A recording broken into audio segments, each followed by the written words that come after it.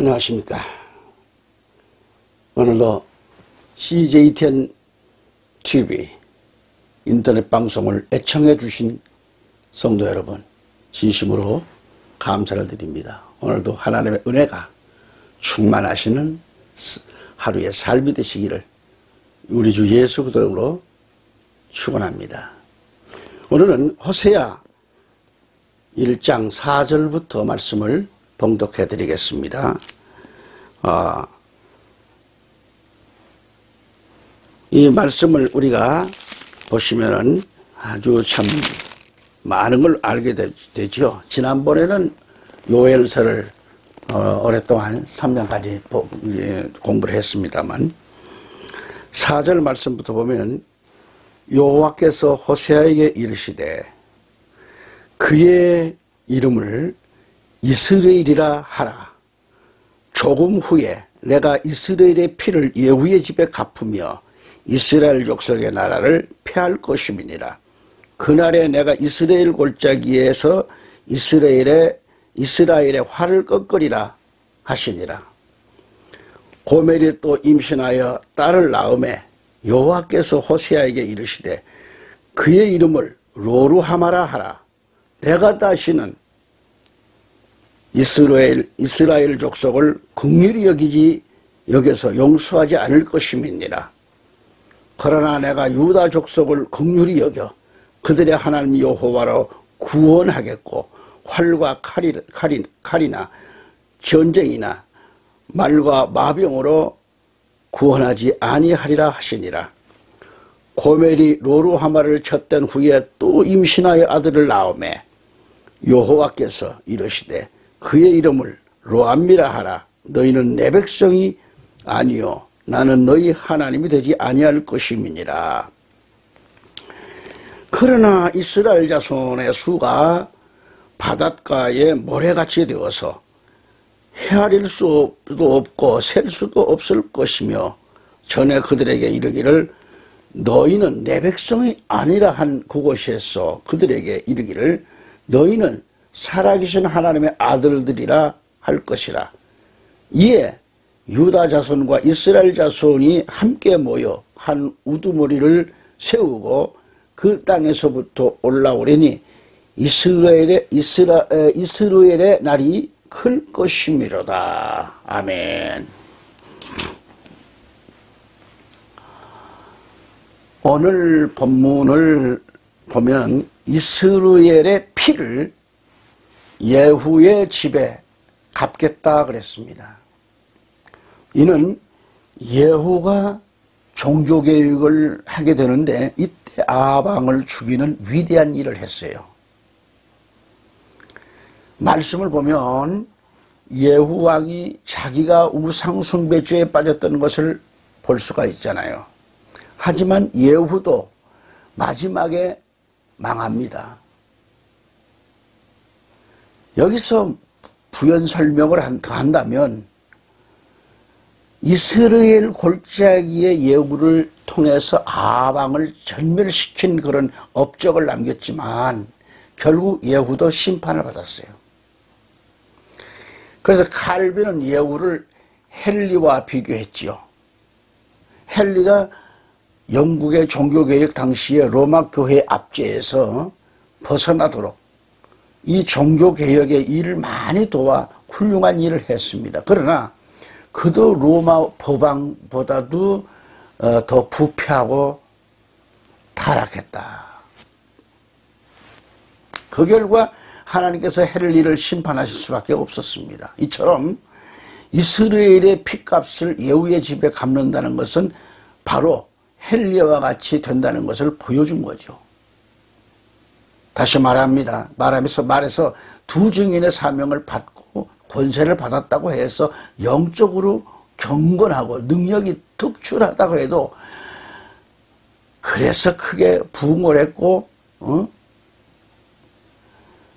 음녀 바벨교회를 폭로하고 다음 나름대로 정말 목회를 잘했다고 자부할지는 몰라도 하지만 그런 자신이 나중에 음녀가 되었다면 결국 그도 심판을 받고 만다 그거예요. 아무리 끝까지 가야죠. 아무리 잘했으면 뭐예요?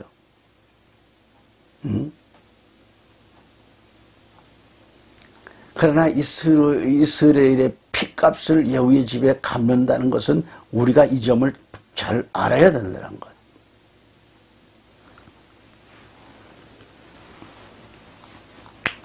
우리 목회자들이 부흥사들이 또 총회장급들이 목회를 잘하고 있다가 한순간 타락하고 음녀가 되었을 때 하나님의 심판은 분명하잖아요.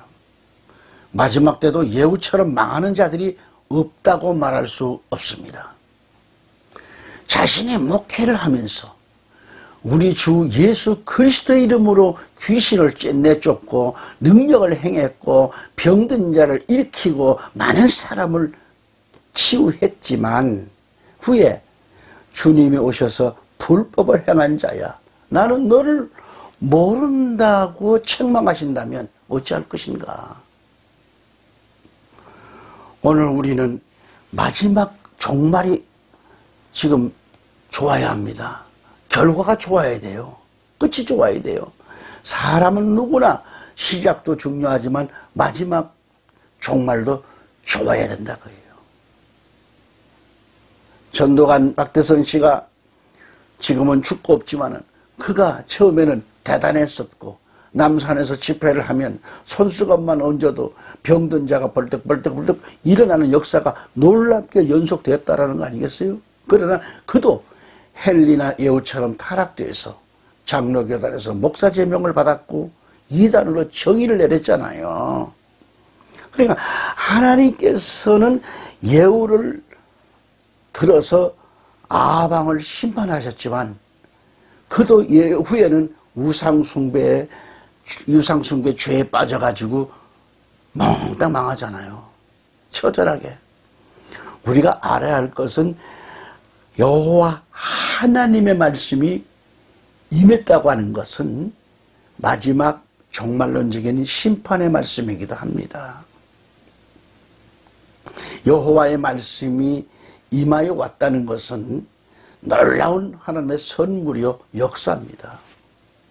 애청자 여러분, 우리는 하나님의 말씀과 더불어 사역하는 종들이기 때문에 이 말씀의 역사적인 성격, 계시적인 성경, 인내적인 성격, 그리고 역사적인 하나님의 말씀, 비유와 상징 속에 들어있는 그 오묘하고도 또한 숨겨져 있는 암호, 또한 기록되어 있는 모든 말씀, 모든 비밀들로 가득하다는 것.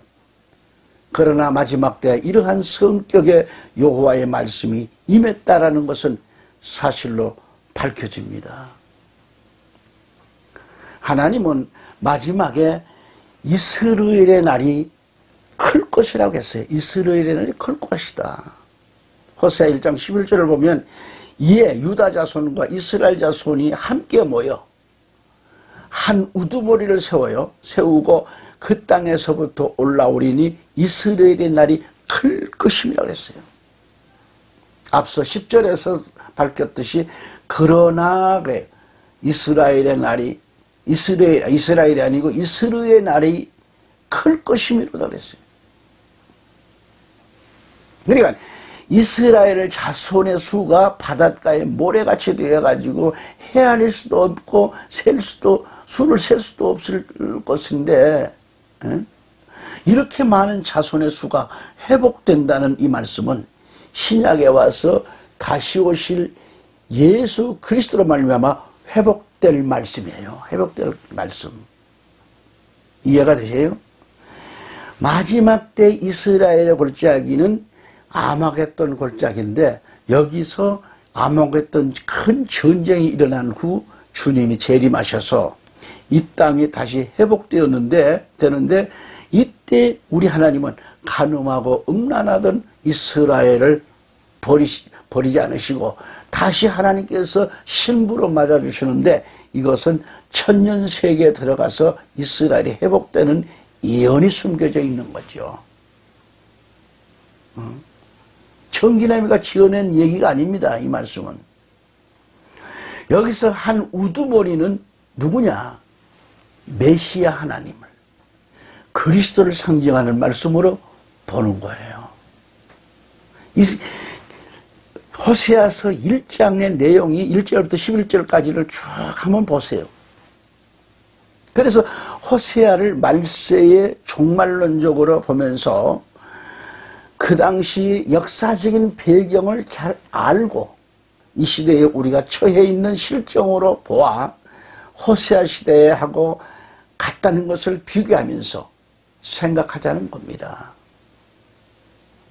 게다가 이 땅의 종교가, 교회가 정치, 경제, 이 하나님의 신부되는 교회가 고멸이 되었기 때문에 문제는 심각하지 않는가. 우리가 하나님의 거룩하신 말씀으로 거룩한 씨를 받아 거룩한 자손을 낳아서 하나님의 백성으로 높여드리는 영적 부흥이 종말에 일어나야 되겠다는 것. 그게 그런 소망을 가져야 돼요. 이것은 마지막 때 두 증인의 운동이라고 생각해 보면서 호세아 선지를 통해 우리 매우 중요한 것을 깨닫게 해주시는 겁니다. 말씀도 정말 하나님께 전적인 매달려서 기도하는 사람, 금식해보는 사람, 이런 분들은 영역이 강해집니다. 그래서 우리나라를 이렇게 이끌어 오셨던 앞서 훌륭한 목사님들 보면은 학자들은 아니세요. 다 삼각산이고 정말 곳곳에서 산기도로 무장되신 분들이에요. 뭐 장감신 할 것 없이 정말 기도로 충만하신 분들 너무 많잖아요. 그분들이 살아계신 분도 계시지만 이미 하나님께 부름을 받으신 분들도 많아요. 옛날 부흥사들 가운데는, 옛날 목회자들 가운데 얼마나 많은 목회자들이 교회 성도들의 영적인 것을 바로 세우기 위해서 성도들을 위해서 눈물을 쏟으시고, 학자는 아니지만은 그렇게 영감으로 정말 성령 충만을 입고 성도들에게 말씀을 가르칠 때는 그 말씀이 귀에, 가슴에 찰떡같이 달라붙었어요. 뒤집어지는 역사가 일어났어요. 근데 요즘은 뭐예요? 대학원, 신학대학, 대학원을 나와도 머리로 목회를 해요. 그런 분들이 많습니다. 다는 아니란 얘기죠. 그렇게 하신 분들은 말씀 연구 안 할 수가 없잖아요. 기도를 그만큼 많이 하고 말씀을 집중적으로 파고 들어갑니다. 지난날에 아버님 뒤를 이어서 또 그런 스승 뒤를 이어서 바로 깨닫는 사람들은 이 시대에서도 무릎 꿇는 종들이 많습니다. 무릎 꿇고 말씀을 붙잡고 몸부림치며 기도했던 사람들, 이런 종들은 지금도 영역이 있어요. 철학적인 거 안 가르쳐요. 예화나 하고,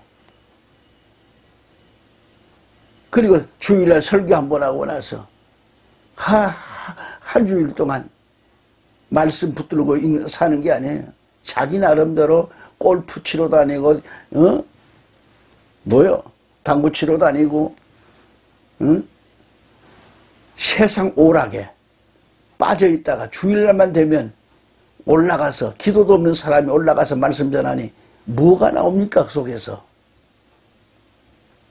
신구약 성경을 물론 읽었겠지요. 근데 그 속에서 영역이 있는 말씀이 나옵니까? 자기가 배운 세상적인 지식, 철학적인 논리만 가지고 설교하다가 내려오는 거죠. 그리고 또 한 주간 또 놀러 다녀. 이런 분들 속에서 뭐가 성도들에게 영적인 것을 뭐 압니까?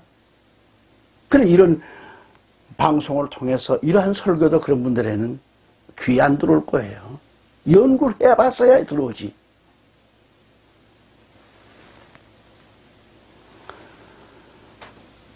자, 다시 호세아서 1장 8, 9절을 봅니다. 호세아는 원문에 보면 호시아 그랬어요. 호시아. 자, 1장 8절 9절을 읽습니다. 그녀가 로루하마에게서 젖을 떼자 다시 임신하여 아들을 낳았다. 그가 말씀하셨다. 그 아이의 이름은 로암이라 불러라. 이는 너희가 내 백성이 아니고 내가 너희를 위하여 잊지 않을 것이기 때문이다 라고 그랬어요. 고멜이 로루하마에 젖을 뗀 후 이는 아직도 교회 안에서 젖을 먹는 신앙이 있다 이겁니다. 단단한 식물, 굳은 식물을 먹는 신앙인이 있다는 것을 말합니다. 창세기 20장을 보면 이삭이 젖을 뗍니다. 아브라함의 두 아내가 있는데 사라와 하갈이 있어요. 그런데 하나님은 사라를 통해서 언약의 자손을 주셨습니다. 하지만 아브라함의 실수로 계집종 하갈을 데려와 이스마엘을 낳았잖아요. 여기서 하갈은 음녀의 모형입니다. 성경을 읽으면 엄청난 뜻이 담겨 있어요. 그 안에 모든 것이 암시되어 있고, 그리고 하갈이 낳은 자식이 이스마엘입니다. 오늘의 아랍 족속이 바로 그들 아닙니까? 지금까지 아랍과 이스라엘의 싸움이 지금까지 싸우고 있어요. 그래서 앞으로 일어날 중동의 분쟁은 아브라함의 가정의 분쟁이에요. 창세기 21장을 보면 이삭이 젖을 떼기 전에는 그 집을 이스마엘이 주장을 합니다. 당시 이스마엘의 나이가 13살이죠. 그리고 이삭이 젖을 떼었다는 것은 성숙했다라는 뜻입니다. 그날 바로 아브라함이 큰 잔치를 배설해요. 큰 잔치를 배설합니다. 즉 첫돌 잔치를 했다 그거죠. 아브라함이 큰 잔치를 벌였는데 이날 이스마엘과 이삭과 두 여자가 분쟁이 일어납니다. 영적으로 이해를 돕는다면 젖을 먹는 신앙인들끼리 교회에 모이면 분쟁이 없어요. 하지만 성경에는 젖 먹이는 자가 화가 있다고 말씀하고 있습니다. 그러나 젖을 떼고 굳은 식물을 먹이게 되면, 즉 단단한 음식을 먹게 되면 성도들이 적응을 못하고 넘어진다는 거예요. 예컨대 젖을 먹는 사람과 단단한 식물을 먹는 사람은 절대 공존할 수 없습니다. 예컨대 어린아이가 태어나면 이유식을 먹기까지 밥 같은 단단한 것을 못 먹지요. 뜨거운 것도 못 먹고. 그런데 성장하고 나면 뜨거운 것도 단단한 것도 막 깨물고 적응이 됩니다. 근데 오늘날 교회를 보면은 이해를 하시기 바랍니다. 교회를 보면 아무리 100세가 된 성도라고 할지라도 아직도 성장하지를 못하고 그대로 안진뱅이로 있다가 그대로 끝날 것인가 말이죠. 신앙에 성장이 없어 안진뱅이로 있어요. 영적인 눈을 뜨지 못하고 아직도 보지 못하는 자, 눈먼 자가 되어 있어요. 아직도 일어나 행동에 옮겨야 할 신앙이 다리를 쓰지 못하고 있어요. 그런 영적으로 바라보면 그러한 신앙인들이 교회 안에 엄청납니다. 성장이 안 됐어요. 그거 왜 그래요? 천만 조사오니 하다가 목사들도 그런 설교를 합니다. 왜? 그런 설교만 먹히니까. 그래야 인기를 끄니까. 그런 설교를 해주는 목사가 인기가 짱이에요. 그러나 딱딱한 음식처럼 깨물어야 하고 소화시키기도 힘든 딱딱한 것을 먹어야 되는데, 이건 성장된 신앙인이 먹는 음식인데, 단단한 음식을 먹게 되면 성도들이 적응을 못한다 이거예요. 그래서 적응이 돼야 되는데, 예컨대 젖을 먹는 사람과 단단한 식물을 먹는 사람은 절대 공존할 수 없다라니까요. 애기들 우유병 들고 있는 사람이 나이 든 사람이 가서 같이 적응이 됩니까? 응? 이해가 안 되잖아요. 그 전에 은혜를 받고 막 방언이 터졌어요. 그 방언 터지면 기쁘니까 밤새 성전에 와가지고 방언 기도를 막 하는 겁니다. 그런데 이걸 체험하지 못한 신앙인들은 그게 안 좋은 거예요. 응? 그걸 거기에 좀 심취돼서 자기도 좀 노력하고 기도하고 받는 게 아니고 오히려 시기하고 그런 사람들이 있었어요. 요즘은 또 그런 극성을 부리는 신앙인들도 보기 힘들어요. 옛날처럼 막 기도원에 올라가고 옛날처럼 막 교회에서 죄죠 외치는 자가 없어요, 지금요. 물론 내 눈에는 안 봤으니까 모르겠습니다. 그런 분들이 있는지는 모르지만 어쨌든 성령으로 너무 지금 침체되어 있고 성장이 없는 젖꼭지만 빨고 있는 이런 신앙인들이 이 시대에 얼마나 많은가. 그런 사람들이 어떻게 주님 재림을 알 수 있으며 어떻게 요한계시록 알고 신구약 성경의 말씀의 의미를 알 수 있겠느냐 이 말이죠. 성경을 읽어봤어야지. 목회자들이 일주일 내내 놀다가 강단에 올라가서 그냥 인터넷에서 뽑아가지고 여기저기 하나 짜집기 해가지고 올라가서 그거나 읽어주고 그게 설교인가요? 영적인 말씀이 없는데 성령을 충만히 받고 그 말씀이 영으로 전해져야 되는데, 그러니까 지금까지는 젖을 먹는 신앙인들이 교회를 주장해 왔는데 이제는 이삭이 젖을 떼니까 뭐요? 그 집을 주장하게 되는 거예요. 그래서 이스마엘과 이삭이 싸울 수밖에 없잖아요. 아이들 싸움으로 하갈과 사라가 싸움이 돼. 그러니까 아이들 싸움이 어른 싸움으로 변질을 했어요. 이게 영적으로 말해서 영적 교회와 육적 교회가 분쟁이 일어날 것을 보여준 거예요. 이게 교회 역사를 보면 AD 313년까지는 참 교회였습니다. 이때는 교파가 없고 오직 주님의 참된 교회로서 313년까지 사도시대 교회였어요. 하지만 313년에 콘스탄틴 황제가 종교자유를 선포했는데 이때 거짓교회가 만들어지잖아요. 당시 진짜 초대교회 신앙을 가졌던 참성도는 그 어둠 속에 그들과 같이 공존할 수가 없는 거죠. 그래서 참성도들은 그들 속에서 나오게 되고 깊은 산속으로 쫓겨나갔습니다. 깊은 산속에서 하나님 앞에 예배를 드리게 됐어요. 그래서 최초로 기도원 제도가 생겨났다라는 거죠. 당시 콘스탄틴의 그 교회에서 나온 사람들만이 참교회입니다. 황제 밑에 있는 교회들은 타락한 교회들입니다. 여러분, 천주교회에서 행하는 미사는 무엇인가요? 미사 알아요? 미사 아십니까?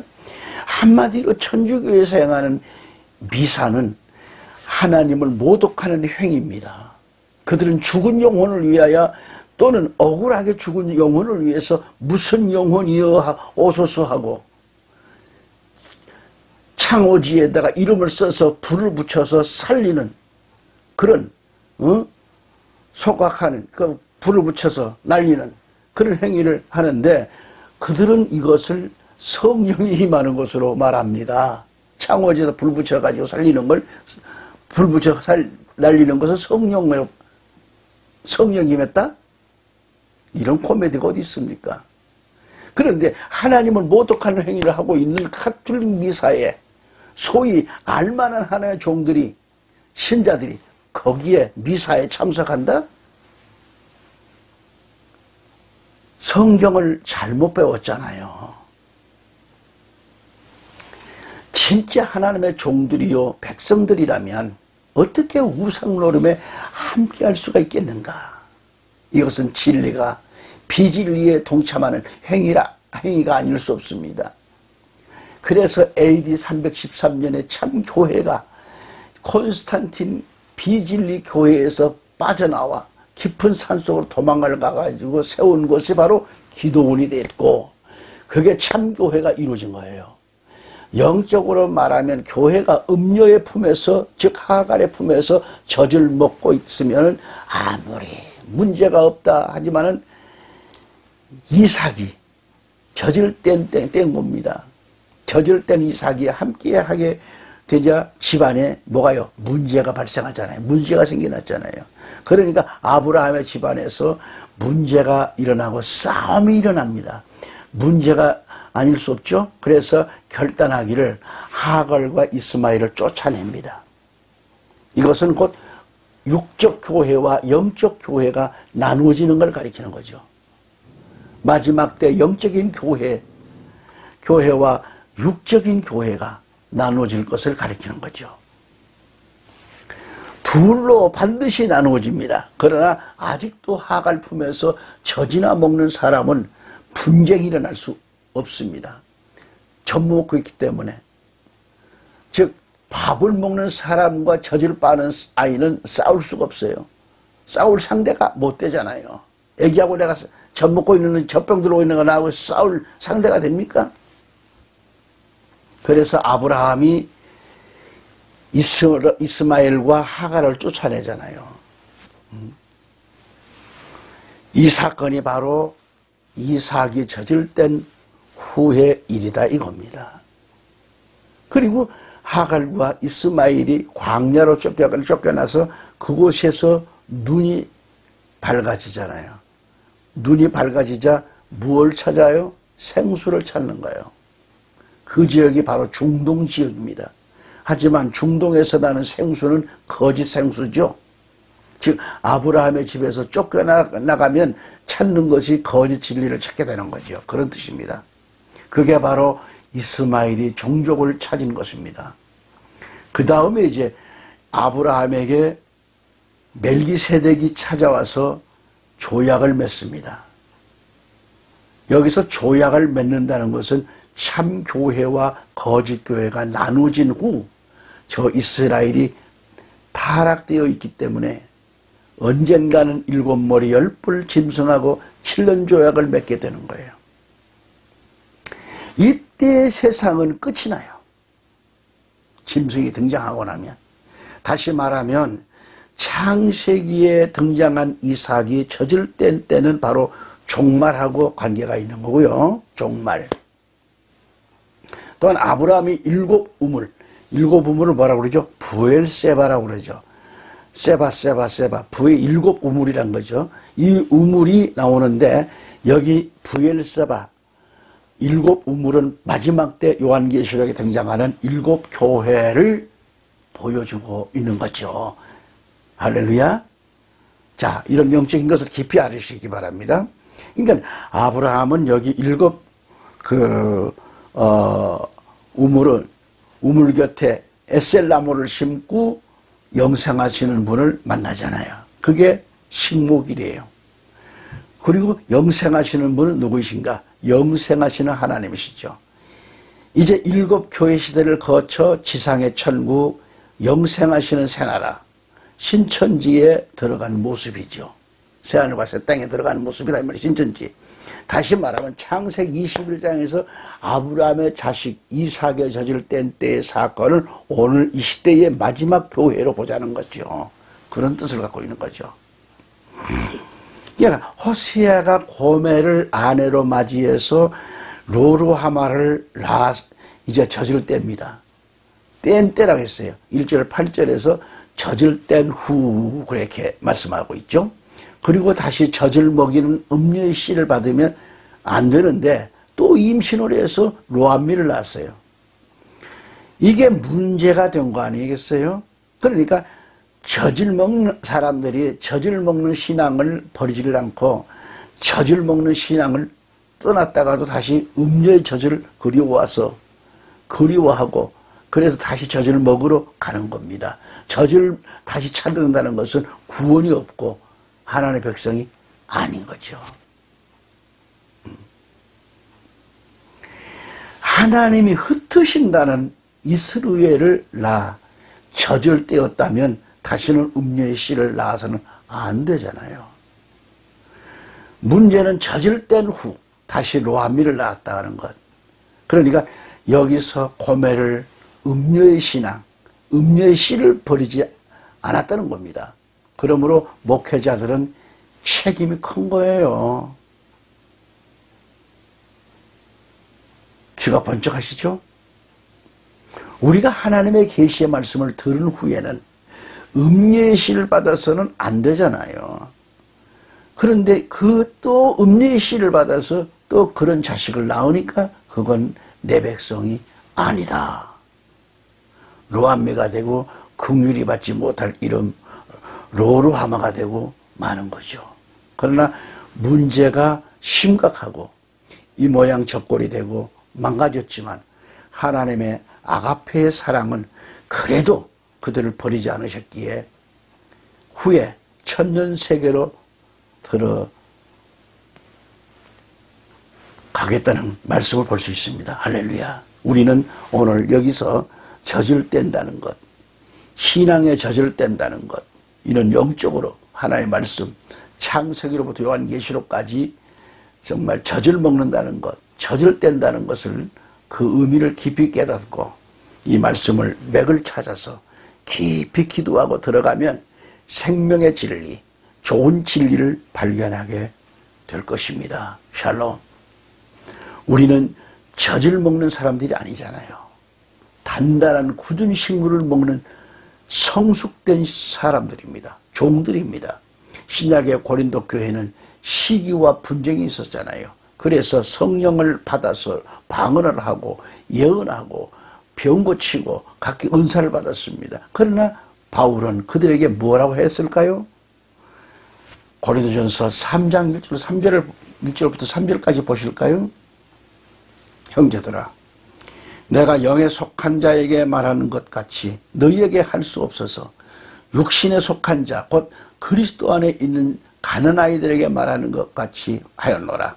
내가 너희를 저주로 먹이고 음식으로 하지 아니하였나니 이는 지금까지 너희가 그것을 능히 감당하지 못했으며 지금도 능히 못하기 때문이라. 너희가 아직도 육신에 속하였도다.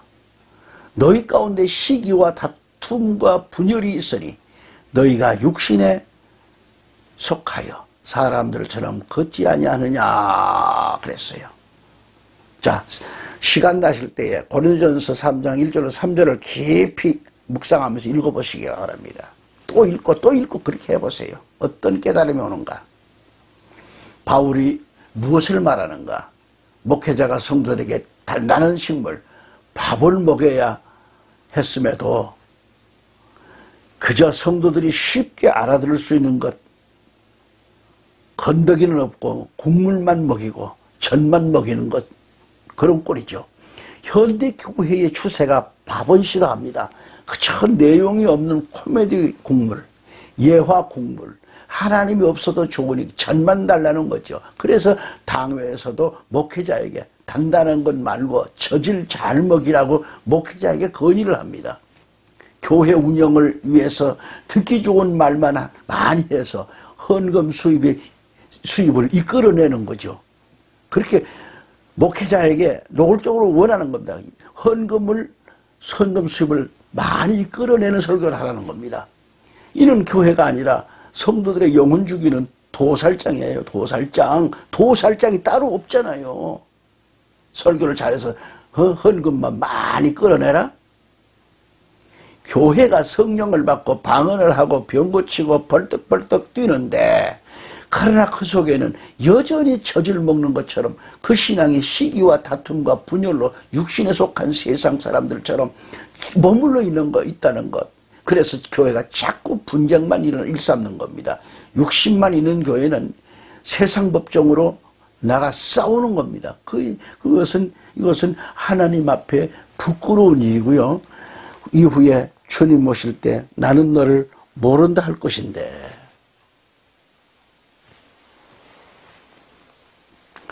우리는 젖을 먹는 자리에서 단단한 식물 굳은 그 의의 말씀을 먹어야 돼요. 그래야 영원한 세계로 보장받는 겁니다. 그래서 이제는 이스마엘의 법을 내 안에서 몰아내고 교회 안에서 다 몰아내고 젖이 아닌 단단한 의의 말씀으로 무장해야 된다 그거죠. 왜 정진환 목사가 이렇게 어렵게 이런 설교도 하고 이렇게 자꾸 말씀을 전할까요? 실제 이렇게 지금 성도들이 훈련이 돼야 되는 거예요. 이것은 결과적으로 하나님의 백성을 낳은 아름다운 교회이기 때문에 영적으로 충만한 교회가 되는 거예요. 그래서 우리는 고매를 요한계시록 17장에 등장하는 음료로 생각을 해보는 것이죠. 음료교회가 낳은 그 자손들이 어떠한 신자들을 낳았는가 이것을 알았으며 호세아를 불러서 그러한 교회에 들어가 목회를 하라는 겁니다. 그러한 목회자 밑에 성도들은 신앙생활을 하라는 메시지예요. 애청자 여러분, 하나님의 사랑을 가슴속 깊이 느끼면서 그 심령을 알고 하나님의 아가페의 사랑이 얼마나 크고 감사하다는 것을 고백하자는데 그 의미가 있는 겁니다. 오늘 또한 오늘 이렇게 호세아를 통해서 이 놀라운 교훈을 우리에게 주신 것입니다. 아멘. 우리는 모두가 나 자신을 통해서 가정을 살리고 또한 자식을 통해서 남편을 통해서 아내를 통해서 어떤 어려움이 있을지라도 하나님께서 오늘 내게 어떠한 교훈을 주셨는가를 호세아의 가정을 통해서 배운 겁니다. 마라나타 감사합니다. 오늘도 여기서 말씀을 접습니다. 항상 건강하시고 다시 만날 시간까지 가정과 직장과 사업 위에 가정 위에 사랑하는 가족들 위해 하나님의 은총이 가득하시며 젖먹는 신앙인으로 성장할 수 있기를 주 예수 그리스도 이름으로 기원합니다. 마라나타 사랑합니다.